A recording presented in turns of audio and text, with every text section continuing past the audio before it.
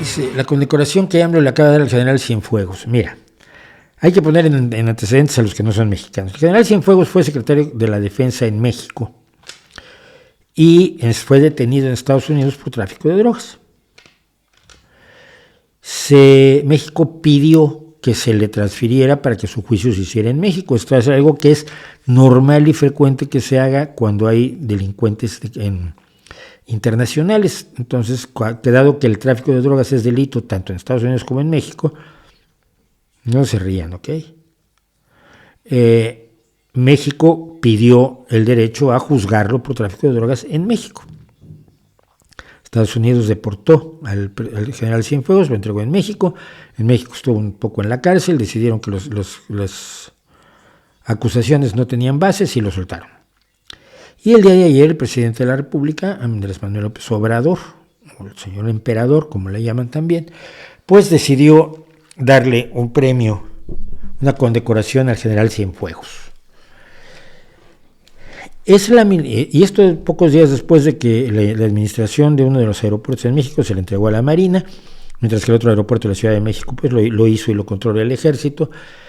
El país se está entregando al Ejército. Y es parte de lo que yo he llamado el golpe de Estado lento.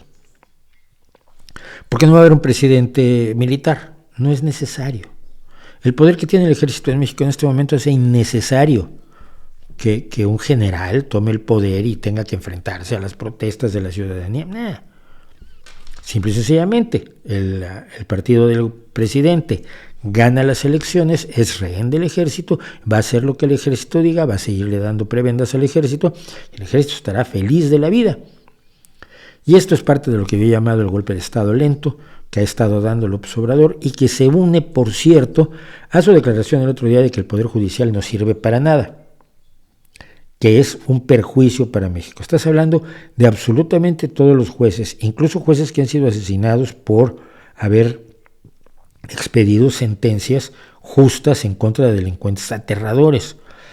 Estás hablando de todos los jueces de México, de todos los procuradores y fiscales, que no dudo que haya unos niveles brutales de corrupción, pero dudo mucho que México pudiera funcionar sin un poder judicial.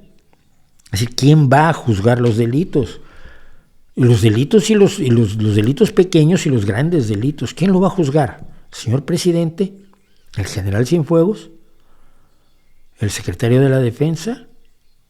¿Quién puede juzgar? El paso siguiente del López Obrador, por supuesto, sería el establecimiento de tribunales militares, considerando que el ejército es puro, santo y sacrosanto y que no tiene tacha ni problema alguno. Parece que ayer mataron a 4 inmigrantes guatemaltecos, los del ejército, pero algo habrán hecho los inmigrantes. Más o menos esa es la lógica que prevalece. Entonces, creo que tenemos un problema, y creo que tenemos un problema de un golpe de Estado lento que se expresa en la hipermilitarización del país y que yo no sé si haga viable un cambio de régimen.